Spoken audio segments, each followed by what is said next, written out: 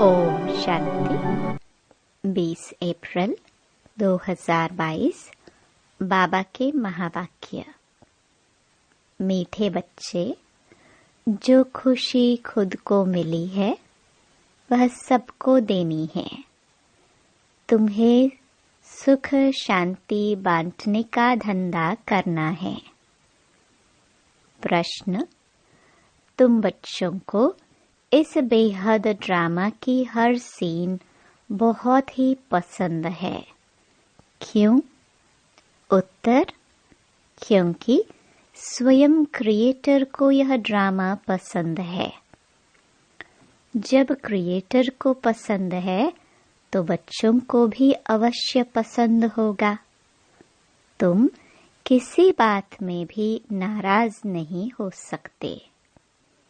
तुम जानते हो, यह दुख सुख का नाटक बहुत सुंदर बना हुआ है। इसमें हार जीत का खेल चलता रहता है। इसे खराब कह नहीं सकते। दिन भी अच्छा तो रात भी अच्छी। इस ड्रामा में जो भी पाठ मिला हुआ है उसे खुशी से बजाने वाले बहुत मजे में रहते हैं। इस बेहद नाटक की नॉलेज का सिमरन करने वाले सदा हर्षित रहते हैं। बुद्धि भरपूर रहती है।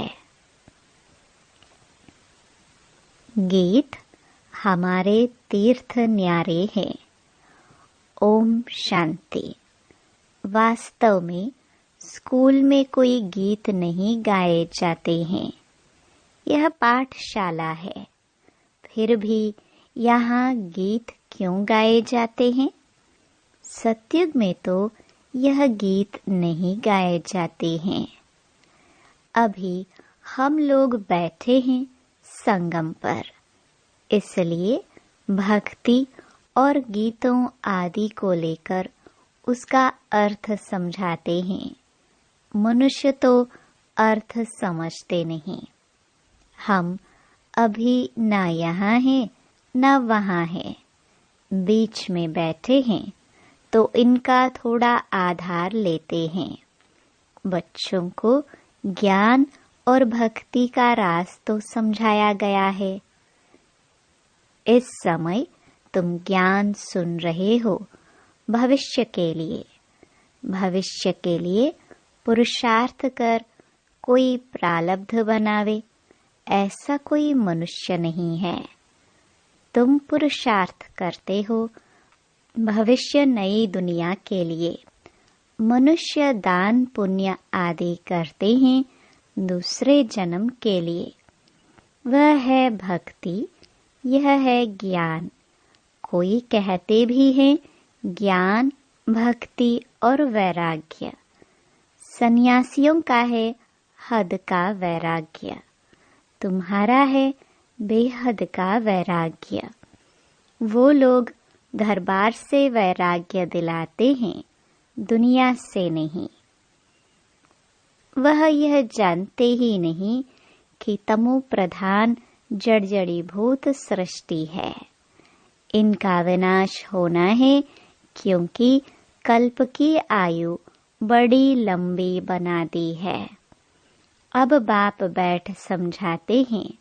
बुद्धि भी कहती है यह बात तो बिल्कुल ही ठीक है। मुख्य बात है पवित्रता की, जिसके लिए वह घर बार छोड़ते हैं। तुम सारी पुरानी दुनिया को बुद्धि से भूल जाते हो। पवित्र बनते हो पवित्र दुनिया में जाने के लिए। तुम्हारी यात्रा है बुद्धि की, कर्मेंद्रियों से कहाँ जाना नहीं है। तुम्हारा शारीरिक कुछ भी नहीं चलता। अभी हम रूहानी बाप के पास जाते हैं। वह जिस्मानी यात्राएं तो अनेक हैं। कब कहाँ जाएंगे, कब कहाँ। तुम्हारी बुद्धि एक तरफ ही है। इसको अव्यभिचारी भक्ति कहें तो भी हो सकता है। तुम एक को याद करते हो, उन सब की भक्ति है व्यभिचारी। अनेकों को याद करते हैं, तुम्हारी है अव्यभिचारी रूहानी यात्रा, जिसमें हम जा रहे हैं वापस अपने घर। वो लोग निर्वाण धाम को घर भी नहीं समझेंगे। कहते हैं पार निर्वाण गया। तुम जानते हो वहाँ हम आत्माएं बाबा के साथ रहती हैं। अभी बाबा हमको लेने के लिए आए हैं। वह समझते हैं हम सब ईश्वर के रूप हैं। कितने शास्त्र आदि पढ़ते हैं, यहाँ तुमको वह कुछ भी नहीं सिखाया जाता है। तुमको तो इन कर्म कांड का भी संन्यास कराया जाता है। यह सब भक्ति के कर्म कांड है। जैसे प्रभु की गत मत न्यारी है।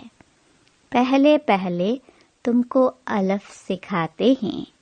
बाप खुद ही दलाल बनकर आते हैं। गाते भी है परंतु समझते नहीं है। तुमको कोई भक्ति से घृणा नहीं है, कोई से भी घृणा नहीं आती है, जबकि जानते हो कि ड्रामा बना हुआ है। हाँ, समझाते जरूर हैं कि इस पुरानी चीची दुनिया को छोड़ना है, वापस जाना है। जब भक्ति में थे तो भक्ति से प्यार था, गीत आदि सुनने से मौज आती थी। अब समझते हैं वह तो कोई काम के नहीं थे। सुनने में कोई हर्जा नहीं है, परंतु जानते हैं यह भी भक्ति की एक्ट है। हमारा अब उनसे बुद्धि योग टूट ज्ञान से जुट गया है। ज्ञान और भक्ति दोनों को तुम जानते हो। मनुष्यों को जब तक ज्ञान न मिले तो भक्ति को ही बहुत अच्छा समझते हैं। हम जन्म जन्मांतर भक्ति करते आए, भक्ति से स्नेह बढ़ गया। अब हमारी बुद्धि में है यह दुख सुख हार जीत का बना हुआ ड्रामा है, तो उन पर रहम आता है। क्यों न उन्हों को भी रचयिता और रचना का ज्ञान मिल जाए, तो बाबा का वर्षा पा सके। जो खुशी अपने को मिली है वह दूसरों को देनी चाहिए। सिंध वृत्ति। विदेश में बिजनेस करने जाने वाले जब देखते हैं फलानी जगह धंधा अच्छा चलता है, तो अपने मित्र संबंधियों को भी राय देते हैं कि फलानी जगह चलो, वहाँ कमाई बहुत अच्छी होगी। तुम जानते हो कि इस रावण राज्य में दुख ही दुख है। मनुष्यों को यह मालूम नहीं है कि ज्ञान क्या चीज है। साधु संत भी नहीं जानते कि इस ज्ञान से स्वराज्य मिलता है। पूछते हैं इस ज्ञान से क्या प्राप्ति होती है, तो लिखा जाता है शांति और सुख दोनों मिलते हैं, सो भी अविनाशी। किसको सुख शांति का धंधा हाथ आ जाता है तो फिर उसमें ही लग पड़ते हैं। हाँ, जिस्मानी सर्विस भी कुछ समय के लिए करनी पड़ती है। सत्संग का टाइम भी सुबह और शाम को होता है। माताओं को घर का बंधन रहता है, तो उन्हों के लिए फिर दिन का टाइम रखा जाता है। सुबह का टाइम सबसे अच्छा है, फ्रेश माइंड होता है। जो सुनते हो उनको फिर धारण कर उगारना है। दुनिया में यह किसको मालूम नहीं कि निराकार परमात्मा भी पढ़ाने आते हैं। भगवानुवाच, तुमको राजयोग सिखलाकर नर से नारायण बनाता हूँ। यह योग बड़ा नामी ग्रामी है। मनुष्य विनाशी धन का दान पुण्य करते हैं तो राजाई घर में अच्छा जन्म लेते हैं। यहाँ तो तुम 21 जन्मों का वर्षा पा रहे हो। तुम सब कुछ दान करते हो 21 जन्म के लिए। फिर कोई भी पद पाने के लिए पुरुषार्थ नहीं करना पड़ेगा। पद फिक्स हो जाता है। अभी तुम अपना वर्षा बाप से ले रहे हो, इसलिए बाबा कहते हैं अच्छी तरह पढ़ो तो जन्म जन्मांतर राजा बनो। पहला जन्म मिलेगा ही ऊंच, प्रजा को भी ऊंच मिलता है। राजाई में दास दासिया आदि सब चाहिए। जितना पढ़ेंगे महादानी बनेंगे उतना ऊंच पद पाएंगे।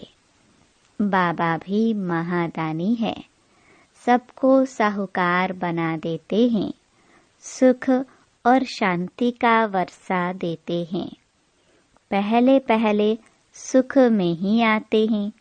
सभी सुखी रहते थे क्योंकि पहला समय सतो प्रधान, फिर रजो, फिर तमो में आते हैं।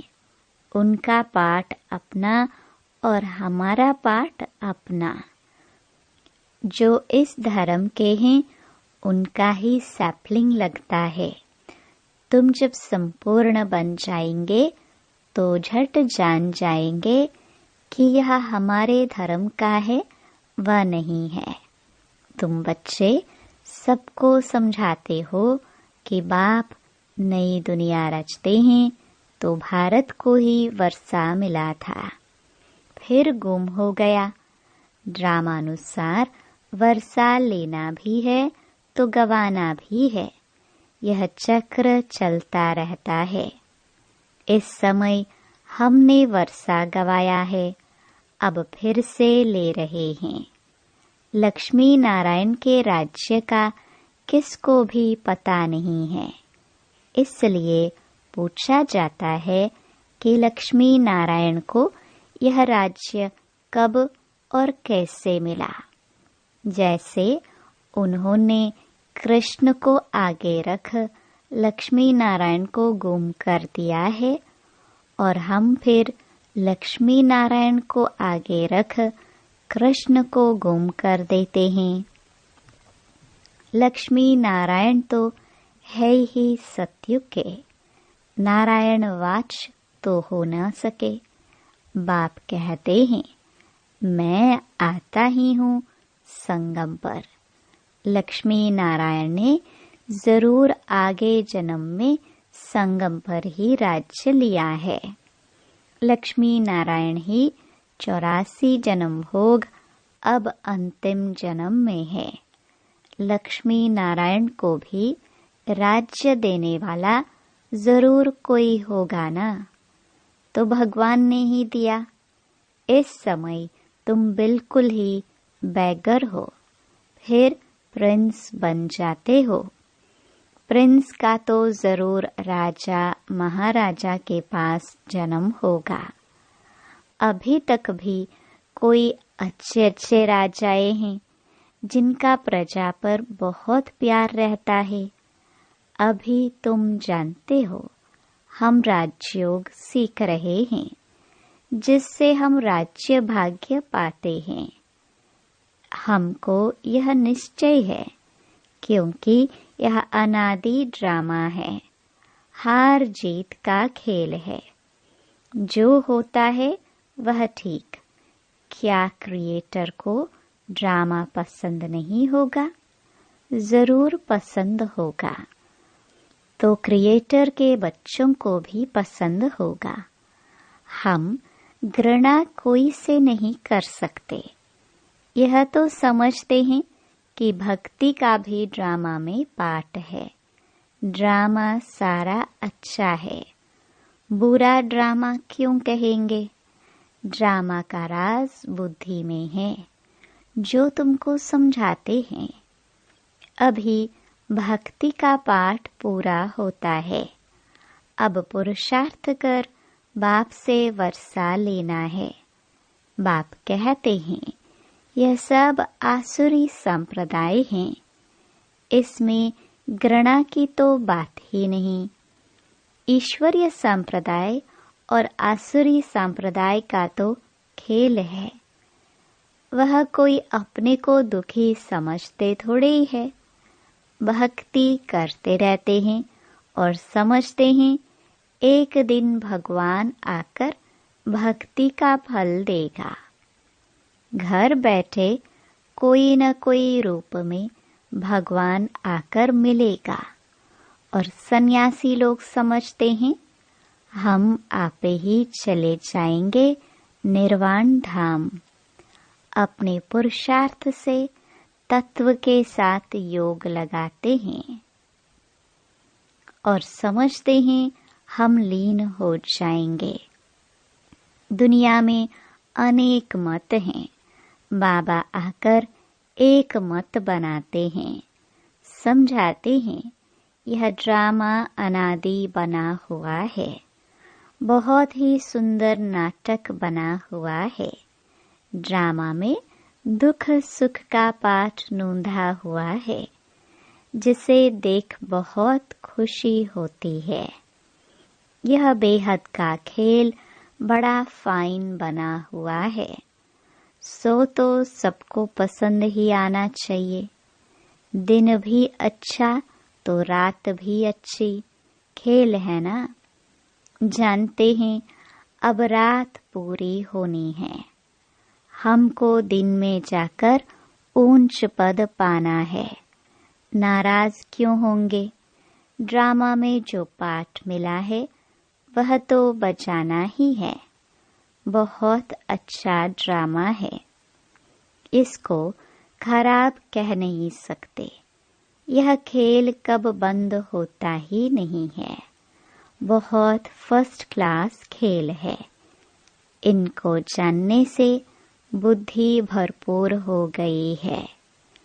जैसे बाप नॉलेजफुल है, वैसे बच्चे भी नॉलेजफुल हैं।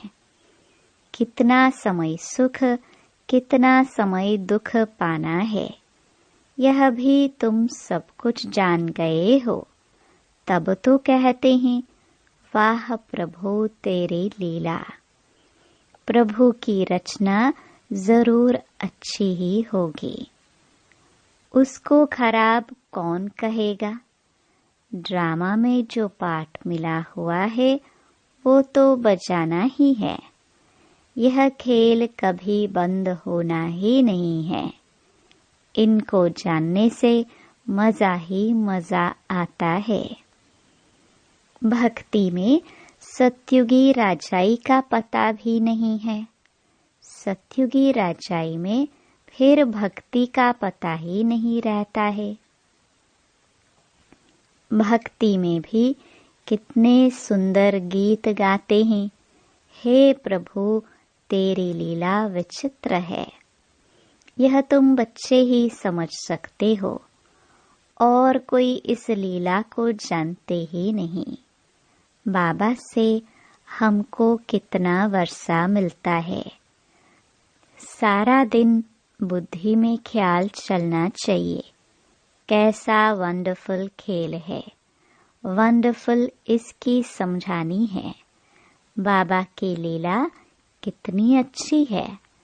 तुम इस बेहद के नाटक को जानते हो, फिर जो पद मिलता है उनको भी देख हर्षित होते हो। मनुष्य नाटक देख खुश होते हैं ना। वह वैरायटी नाटक होते हैं, यह एक ही नाटक है।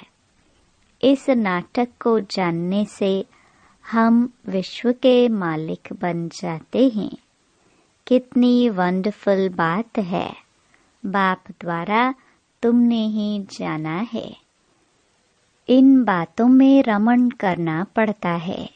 गृहस्थ व्यवहार में रहते 2-3 घंटा निकाल वह नाटक देखकर आते हैं। वह भी किससे पूछा जाता है क्या? बुद्धि में बैठ जाता है।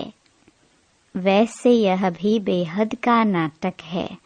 यह क्यों भूलना चाहिए? इस चक्र की स्मृति तो बिल्कुल ही सहज है। इसको और कोई नहीं जानते हैं। तुम बुद्धि से जानते हो और फिर दिव्य दृष्टि से देखते भी हो। आगे चल और भी बहुत ही सीनरियाँ देखेंगे। अच्छा, मीठे मीठे सिखिलदे बच्चों प्रति माता पिता बाप दादा का याद प्यार और गुड मॉर्निंग। रूहानी बाप की रूहानी बच्चों को नमस्ते।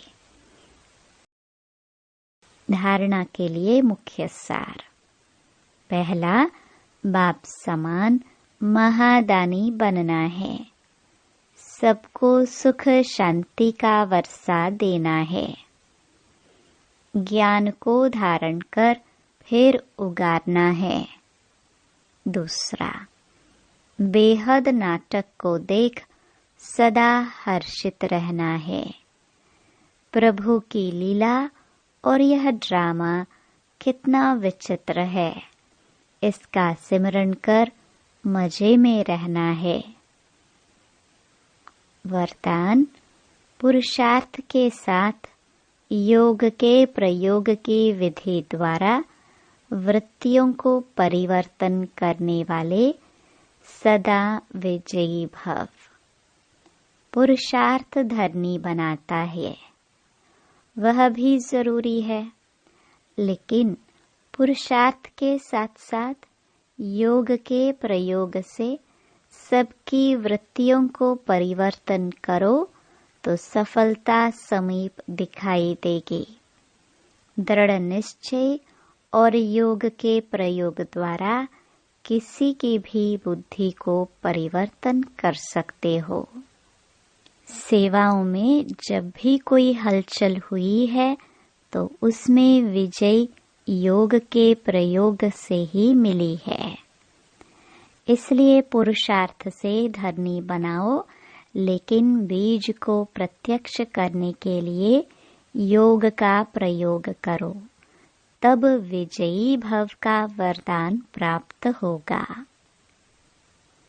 स्लोगन, सेवा द्वारा पुण्य की पूंजी जमा करने वाले ही पुण्य आत्मा हैं। ओम शांति। हर रोज मुरली सुनने के लिए हमारे चैनल गॉड ज्ञान को सब्सक्राइब करें और डेली नोटिफिकेशन पाने के लिए बेल आइकन को प्रेस करें। ओम शांति।